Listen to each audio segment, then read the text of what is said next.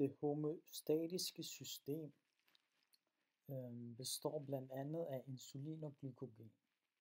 Insulin og glykogen har til opgave at holde blodglukoseniveauet forholdsvis stabilt, selvom måltiderne er ret spredte. Hjerneceller kan desværre ikke oplære glukose eller forbrænde fedt, og derfor er det nødvendigt, at glukosekoncentrationen i blodet forholder sig nogenlunde konstant. Bugspytkirtlen er et af de steder i kroppen, hvor der produceres hormoner. De hormonproducerende celler finder man i bugspytkirtlens Langerhanskeøer, eller rettere sagt så består de Langerhanskeøer af disse celler. Og der findes forskellige typer af disse celler. Alfaceller producerer hormonet glykogen, hvorimod betaceller producerer hormonet insulin. Begge hormoner er opbygget af aminosyrer, og de har stor indflydelse på reguleringen af optagelsen af kulhydrater i tarmen. Efter et måltid stiger ens blodsukker, hvilket skyldes af glukoseoptagelsen i tyndtarmen. En stigning af denne glukosekoncentration i betacellerne vil nu finde sted, og bugspytkirtlen vil hermed frigive insulinet i blodbanen. Når insulinet frigives fra bugspytkirtlen, fordi blodsukkeret er steget, binder insulin sig til muskelcellers, fedtcellers og andre cellers insulinreceptorer.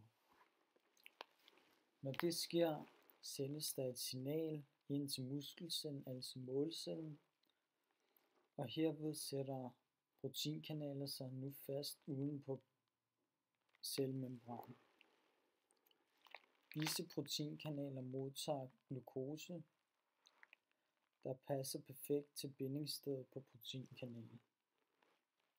Glukosen optages herefter ind i muskelcellen og kan bruges i cellens respiration.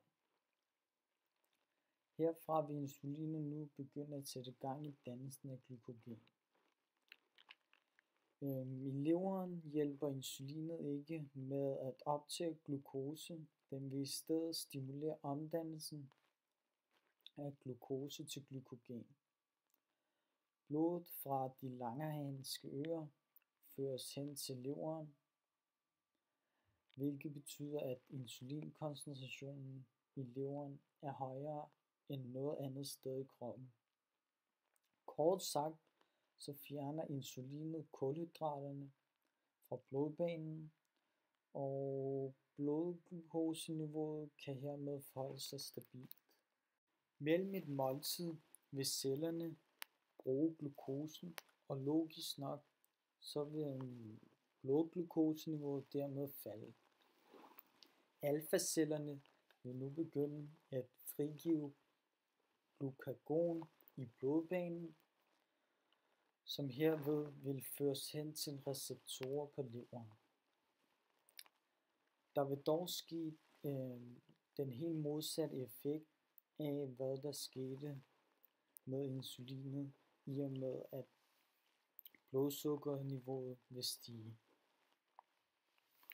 Mellem måltiderne får cellerne i kroppen herved tilført kulhydrater, hvilket sker i form af en stimulation af glykogennedbrydning i leveren. Hermed bliver blodglukoseniveauet igen stabilt.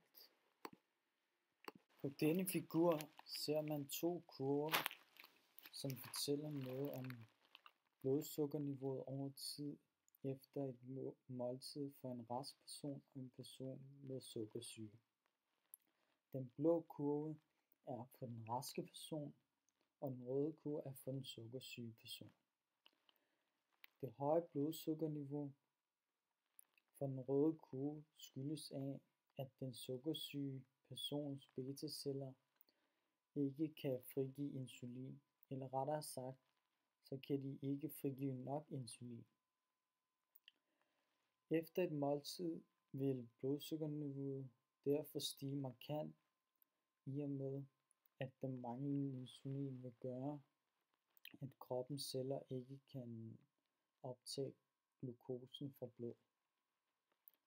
Når blodsukkeret er så højt som på den røde kurve, kaldes det for hyperglykemi, hvilket er enormt farligt.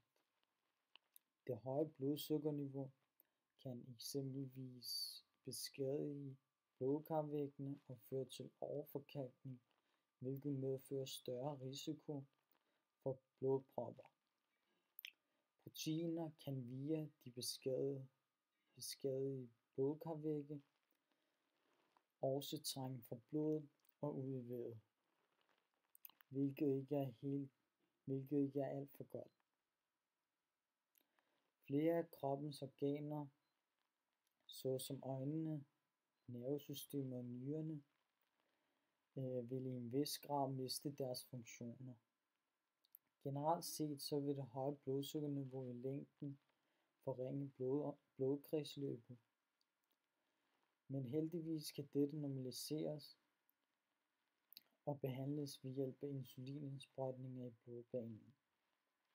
Insulinindsprøjtningerne vil gøre, at cellerne hos en sukkersyge nu vil kunne optage glukose, og cirkulationen omkring blodsukkerniveauet vil dermed forholde sig nogenlunde stabilt. I tilfælde af, at den sukkersyge person kommer til at indtage for meget insulin, vil blodet tømmes for glukose, og blodsukkerniveauet vil dermed falde drastisk. Når blodsukkerniveauet er meget lavt, kaldes det for hypoglykemi, og effekten vil i mindre grad være insulinføling og i højere grad være insulinchok.